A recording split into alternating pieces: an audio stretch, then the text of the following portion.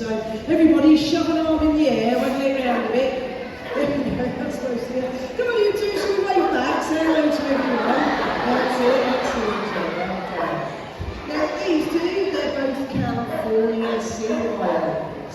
And as that name does suggest, you can of course find the largest population of this particular type of sea lion all along the coast of California. You can also find them as far north as Canada, where it does get pretty cold, and as far south as Mexico, where of course it's lovely and warm. So these guys really are quite a versatile, wide-ranging species, but that means they can cope with a good old British weather. Let me introduce you to them both. We're going to start with the little fella first of all. This little guy, he's called Roger.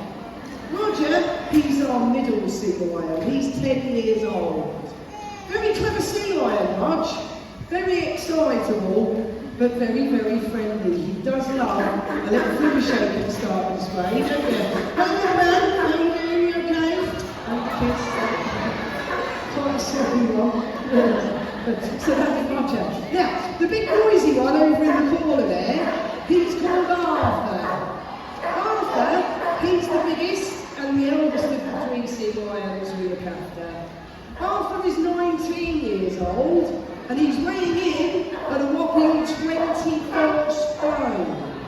So he's the biggest and the eldest. He's also the naughtiest. He's the most likely to muck about and cause trouble. Arthur is what you would call a mischief. He's very clever too though, and don't let his size put you off. Arthur is a big old softie, aren't you? Hello you, are you going to be a good boy in this display? I'll believe that when I see it, folks, that's for sure. So, the first thing that we're going to ask these two to show you is an ability that sea lions are famous for. And that's their ability to balance things on their noses. We're going to get started with Roger and this giant blue fish.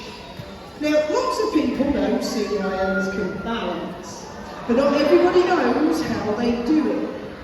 The secret to it is the lovely whiskers you can see on Roger and Arthur's faces. A sea lion's whiskers, they're really, really sensitive. And if you look at Roger while he's balancing, you can see his whiskers are pointing upwards. And that's because he's feeling which way the fish is moving.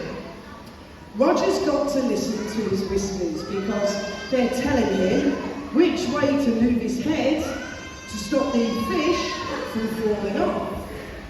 The whiskers, they're not strong enough to hold it in place. This is about skill and concentration. Now, those whiskers, they have got a much more important use. Of course, they're not there to help Roger balance a fish, but it is connected. Because sea lions eat fish and squid for a living. And when fish and squid swim through the water, they create vibrations that the sea lions can feel with their whiskers. So, if they listen to the information they're getting, they can pinpoint exactly where the fish and squid are swimming around. Their whiskers, they're so sensitive, they already know what type of fish and how big it is without ever seeing it first. So the whiskers, really important when it comes to finding your dinner. Yeah, give them both a big round of applause. Excellent job, thank you. So, as I say, these two, they are sea lions. They are not seals. People call them seals all the time, but it's not true, is it, Rog? What do you think when someone calls you a seal, Roger? They're not kidding, are they? There are ways to tell them apart, though. You just need to know what you're looking for. So the first thing is, how do they swim?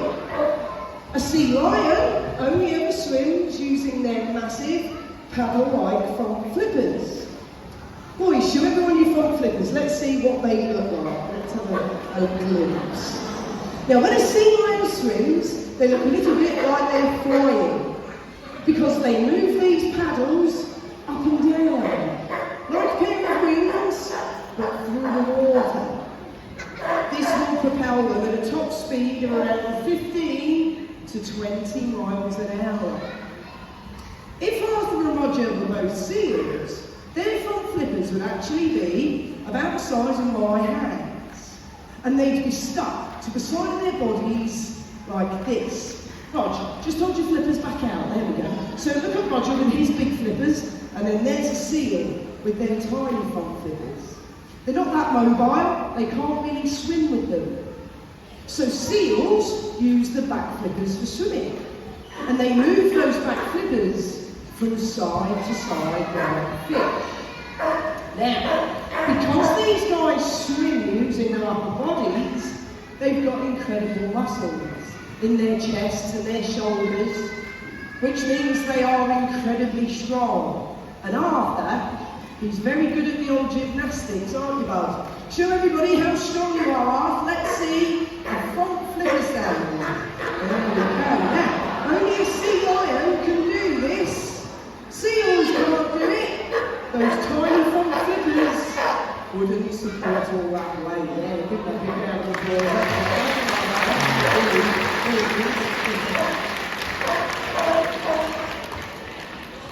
There is a much better way to tell a sea lion from a seal. And I have saved the best for last. The best way to tell them apart, watch how they move on land. Now, for this one, me and Arthur, we've got to go for a little wander around. So I can show you all what I'm trying to explain. Before we set off though, I need to tell you about their back flippers because sea lions, they're really unique. A sea lion can turn his back flippers to face forwards or backwards depending on what they're doing. So when Arthur's swimming around in the water, his back flippers stretch out behind him. And he can use them like a rudder on a boat to help him steer. But now he's jumped onto the side, automatically he turned them forwards to make a pair of feet. So if you watch Arthur when he walks, he uses all four flippers to walk around on. They all move independently, and this makes a sea lion really mobile. Arthur's a big lad, but he's still really agile. He can jump over things. He can use those back flippers to climb, stand up, or give me a cuddle.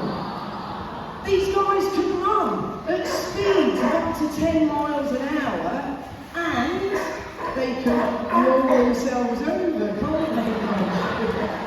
So, a sea lion is a fast, mobile creature. A seal does move differently though. And Roger does a lovely little seal impression, don't you, lovey? Are you going to show everyone for me then, Rog? How does a seal move on land? They do them along their bellies, and they look like ginormous slugs. But if we go back to the size of a seal's front flippers, they're this small, remember? And they're stuck like that. So they can't use them like feet. Seals don't walk, they can't climb, and they definitely can't run. Yeah, give them both a big round of applause.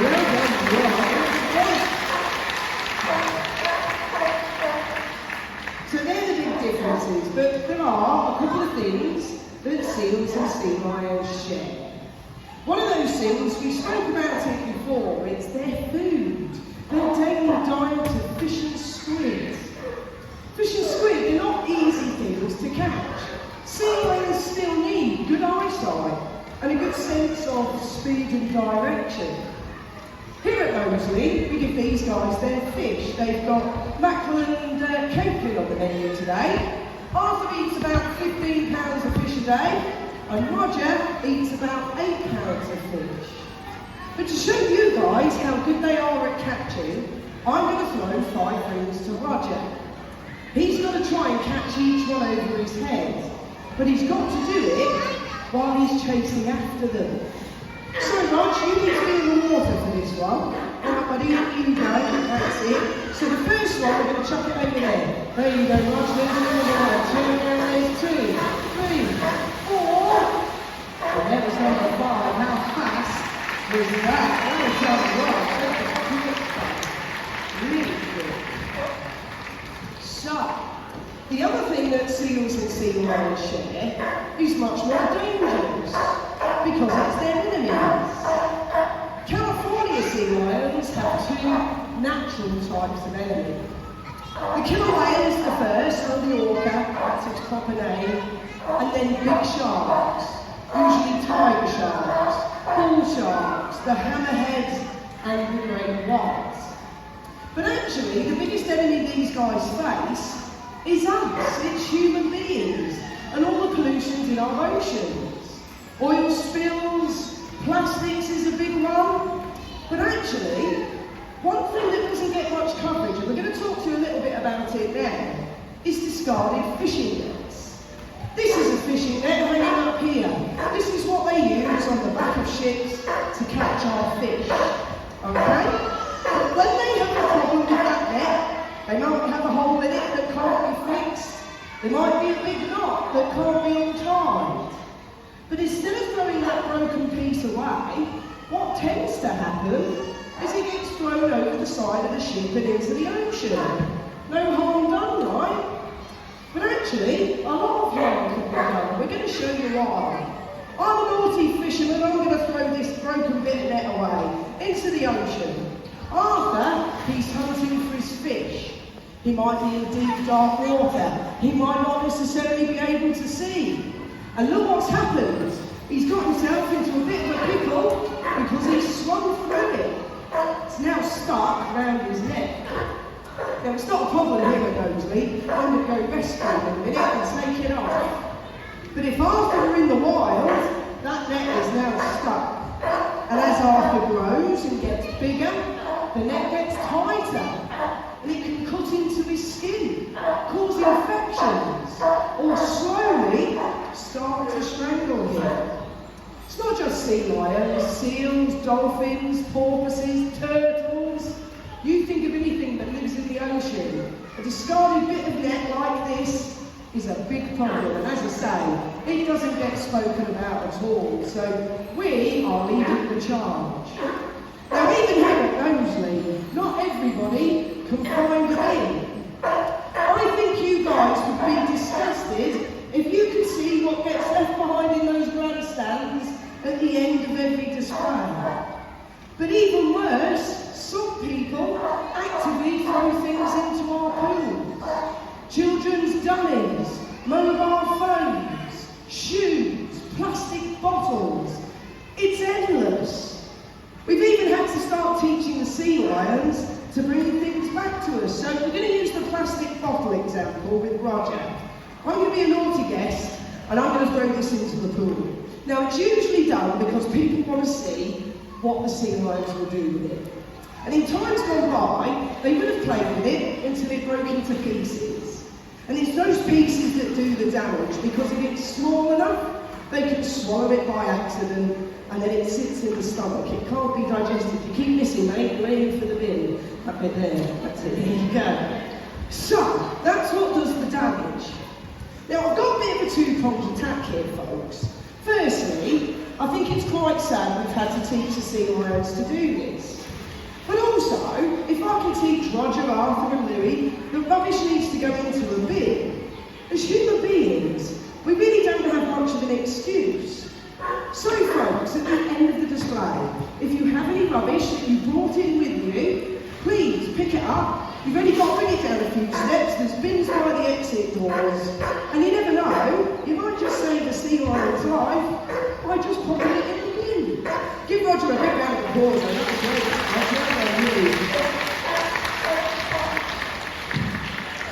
Okay.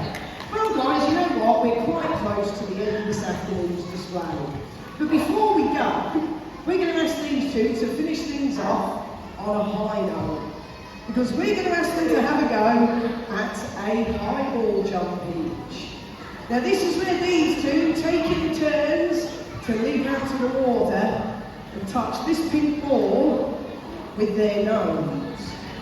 Arthur's going first. She says he's disappeared. Arthur's going first. And we do this one to show you the power in those front flippers. Because it's the front flippers that propel them across and push them out to touch that pink ball. Now if Arthur hits it, you've got to give him a great big round of applause, guys, because not only has he been a really good ball, but don't forget, he weighs quite a bit. It takes a lot of effort to get 24 stone up there. So if he hits it, big round of applause, guys, okay? All right, Arth, we're going to go on the count of 3, right? Okay. 1, 2, 3, go! He's away. Can you touch it? Yeah, excellent one, Arthur. Now going really. Very good. Now, that jump there is too easy for Roger. We are going to make it a bit trickier for him, but I need the high ball to stop swaying around. But actually that gives me a quick chance to tell you about our posters. At the end of the display, we will be selling posters of Arthur, Roger and Louis. We'll be selling them from both sets of XL balls. The smaller posters, they're priced at £2 each, or you can get any 3 of them for a £5. But we do also have a limited edition poster on sale at the moment. It's a big one, and it's got all 3 sea lions on the same picture. Now that one on its own is a £5, okay? We've only had a few hundred of those printed, which is why we're saying they're limited edition. Once they are gone, they are gone. So as I say, small ones, £2 each, 3 for a £5, or a £5 for the big picture. Now the best bit is, guys, every single penny that we make from those posters goes back to the sea lions here at Knowsley. Excuse me, it doesn't go anywhere else. These guys will get the benefits. So if you've enjoyed the display and you buy a poster, you'll be helping the sea lions out too. Now, if you don't want a poster, we understand it's not everybody's cup of tea, but you might like to help us with our charity. It's the Monk Seal Conservation Charity. The monk seal is the world's most endangered marine mammal. There are less than 500 left in the wild. Excuse me again. So if you'd rather help us out with that, by the exit doors there's a sea lion who collects for us, and any change you chuck into them, excuse me again, goes to our charity. I've had an absolutely stinking cold the last few days, guys, and I think this is just the last little bit of it trying to disappear. So anyway, enough of my ailments, let's get going with Roger's highball, which at the moment is coming to this mark just here. But Roger is a bit of a daredevil. So he's going to start his highball attempt from on top of that tower over there. So, this time round, Roger's going to climb the stairs to the platform at the top. He's then going to dive off into the water, swim across, and try and touch that pink ball. If he does, guys, you've got to give him a great big cheer, okay? Mums, dads, nans, granddads, everybody's got to join in, because this takes the most effort of all. Folks, depending on how it lands, depends on whether you get a scratch. I know you already know this, so there's one that you're probably over there. All right, Sunbeam. Off you go, mate. Now watch how easy Roger climbs the stairs. Great example of mobility, look at that. Here he comes.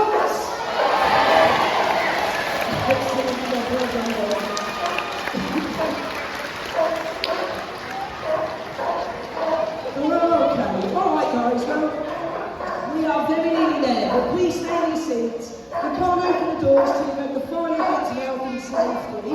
First of all, these two, they're going straight back outside, okay?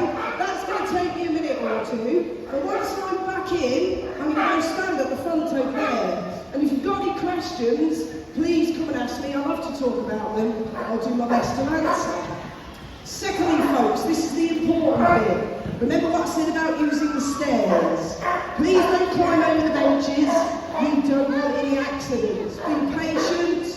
Use the stairs. Finally, thank you for coming. I hope you enjoyed the display. From Arthur, Roger and me, we'll say goodbye for now.